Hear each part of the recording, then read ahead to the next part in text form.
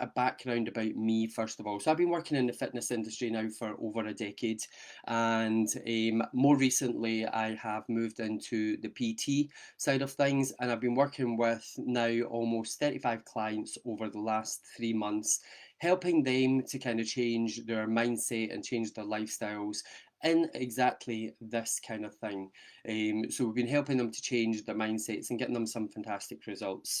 So all of those conversations that I've kind of been having with those people have come to this kind of um, this session, these 3 sessions. It's a culmination of them all. You know, as I've been helping people, I've been thinking this needs to be heard by more people. This is really, really important. So that's why we're here, and that's why this conversation is happening. So who else is on? Let's see. We've got Caroline, we're on. Good evening. Good evening, Anne. Anne's my wee Asda pal who runs around the store putting her prices up as I'm walking around. Hello, Avril, you've made it. Brilliant. Good stuff. Okay, so it's the first of 3 parts. So tonight we're going to be talking particularly about body fat and in particular belly fat. You know, what may cause that. And then over the next 2 nights, we're going to talk about some myth busting, particularly tomorrow, in regards to how belly fat is caused and some of the things that you can do to get rid of that. And then on the final evening, just kind of covering a wee bit more about, you know, what we can do to get rid of it quite quickly, if you like. So I want you to just tell me in the comments down below. So in the comments, just pop in and just tell me, what do you know about belly fat? What have you heard? So just pop in the comments, let me know. And while you're doing that, I'll just kind of give you a wee run through about one of my clients that I'm kind of working with just now. And I'm going to tell a story about a couple of them. So first up, I'm going to talk about Avril. So Avril's on tonight. So big hello, Avril. Absolute dream client. She's the kind of person that I love to work with. Avril won't mind me telling you that she is 58 coming up. She's not 58 just yet, so don't want to just put that 8 on at the end there, just too soon. And so I've known Avril for years, a long, long time, but it's only very recently that we kind of started working together on a one-to-one. So I know Avril how because I used to be a group fitness instructor. I still am. I do that within my own business now. And Avril and I, for years, went to the same classes. Done a lot of particular types of classes, mainly cardio classes, and loved them. That was what she loved. It's what she enjoyed. But also, she was not eating very much. So we talked about that and how that was really, really important, that we need to understand those kind of things.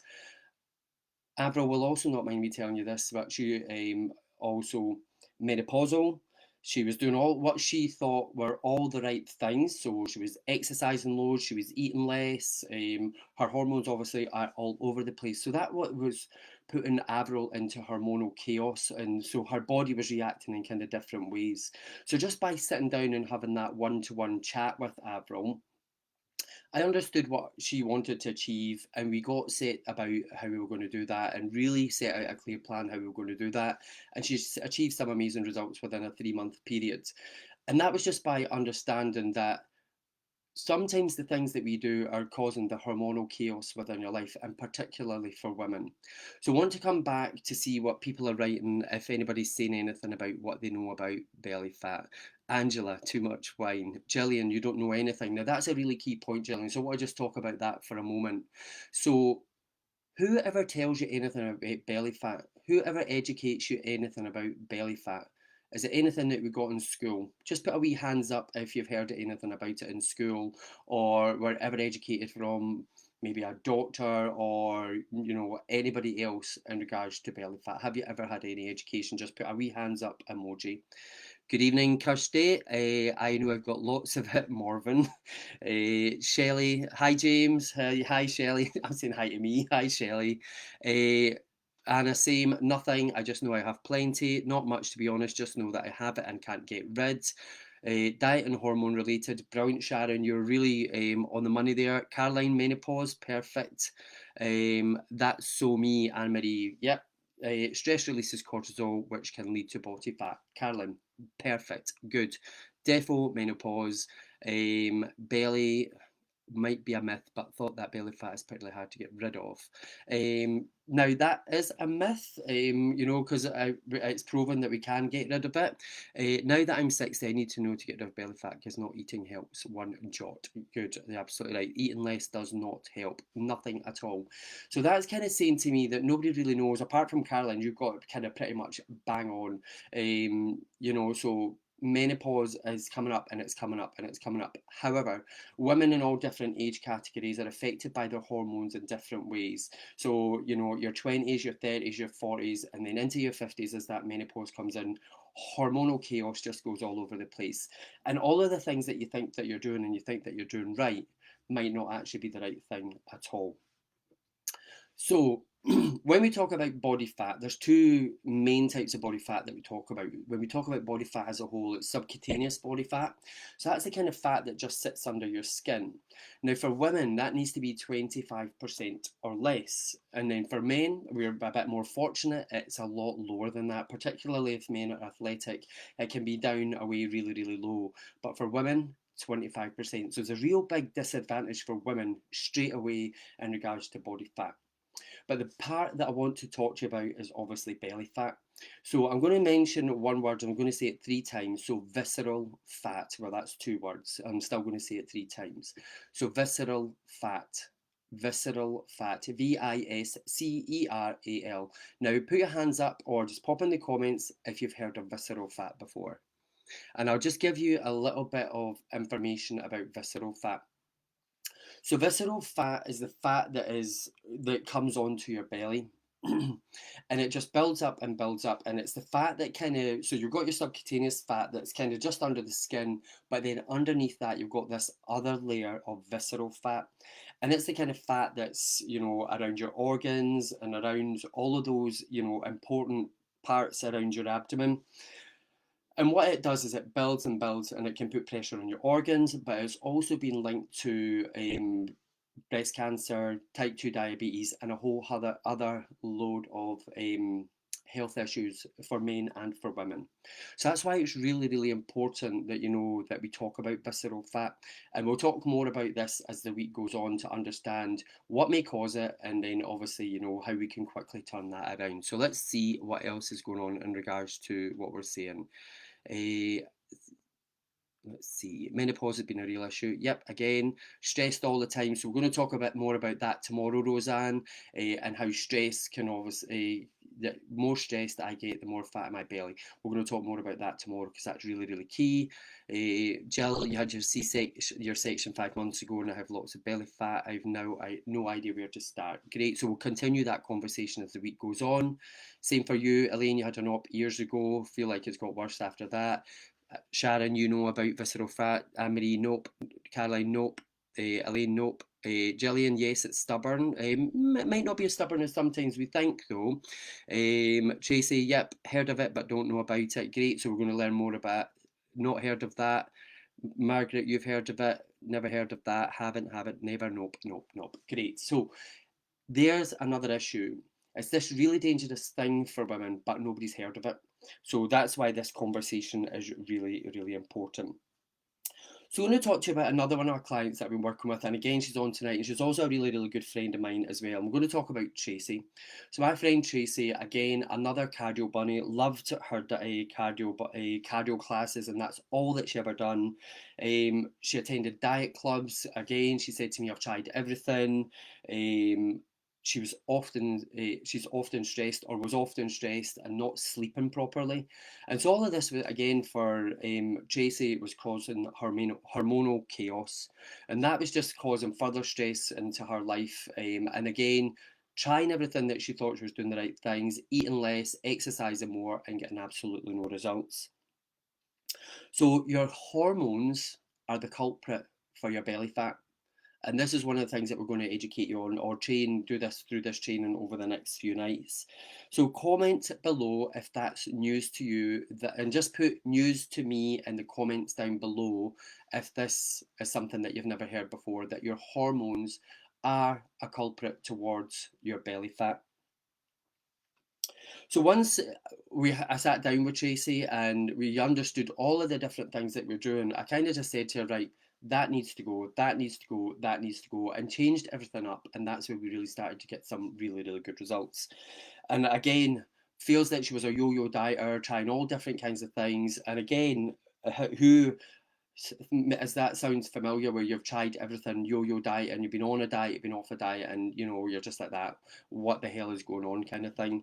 So again, another example of, you know, just trying everything, thinking you're doing all of the right things, but nothing's happened. You know, you might get weight loss, etc., but you still feel that you have this kind of belly fat that's kind of going on. So what we're saying in regards to hormones, you feel that since having your kids, you've never lost the belly fat. Okay, Tracy's saying she was overweight for years and have been left with a jelly belly, which I haven't been able to shift even after I lost lots of weight. News to me, news to me, news to me, news to me. Great, great, great. So this is news. So this is the. I really feel you're going to get a lot of benefit out of these trainings over the next 3 nights. So what I want you to do is I want you to just, you know, put into the comments if you feel that you have tried everything, and just put me if you have tried everything. Because what I would like to do is reach out to you and start a conversation just to say, right, okay, where are you just now? And see if I can help. You know, see if there's anything that I can do. I might not be able to help everybody, but if I can help start a conversation and see if it goes somewhere, then that's what I'd like to do, just to see if we can start helping you with those kind of things. So just put me in the comments down below, and we'll get that conversation started after this has finished.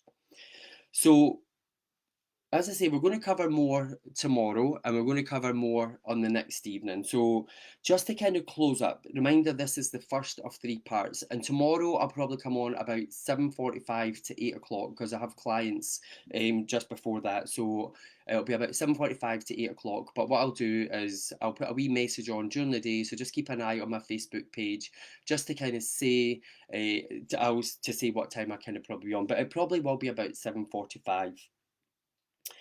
So tomorrow we're going to talk about what causes belly fat, and break down any misconceptions that you actually might have about what causes it and about what you think that you can be doing to make sure, you know, that you're kind of breaking that down.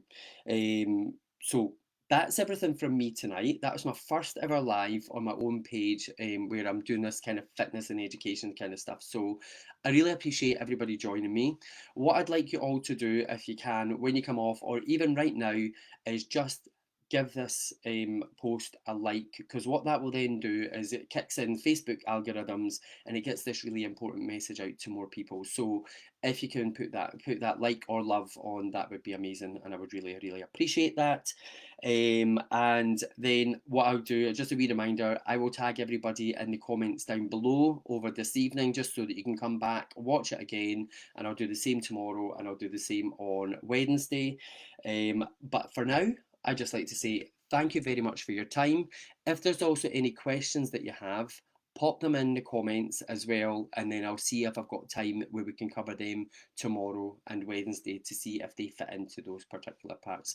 But everyone, thank you so much. What I'm going to do just before you go, because I know I don't want to keep you too long, I'm just going to keep going through some of these comments. So a lot of me's coming in there, so that's fantastic. Brilliant. I lost a bit of weight, but it won't come off my belly, and definitely me. Brilliant. Roseanne, me. Hi, Debbie. Not me. Don't think I've ever really put much effort into it. Lost weight, fat recently, just eating better and working out more in lockdown. Brilliant. When we are stressed, the body produces too much cortisol. Perfect. Hormones are not functioning adequate. Yep, yep, yep. Brilliant, Aileen. That's perfect. Thank you. Thank you, Leslie. Thank you, Anne Marie. Thank you, Kirsty. Brilliant, Jill. I'm glad that that's resonating with you all. Needs lots of motivation. This first session alone has helped. Brilliant, great. Well, if you feel that this first session has helped, guys, please come back tomorrow, because it's just going to take your level of understanding even further. And then on Wednesday, we can kind of close it all out to kind of say, look, this is what we can do, and see how we can maybe help each other. That would be amazing. All right, great, everyone. Thank you very much for joining me. Had over 40 people on. That was brilliant. So I will see you all tomorrow, and I'm going to just commit the time now. I'll be here at 7:45 tomorrow. Take care, everyone. Thank you so much.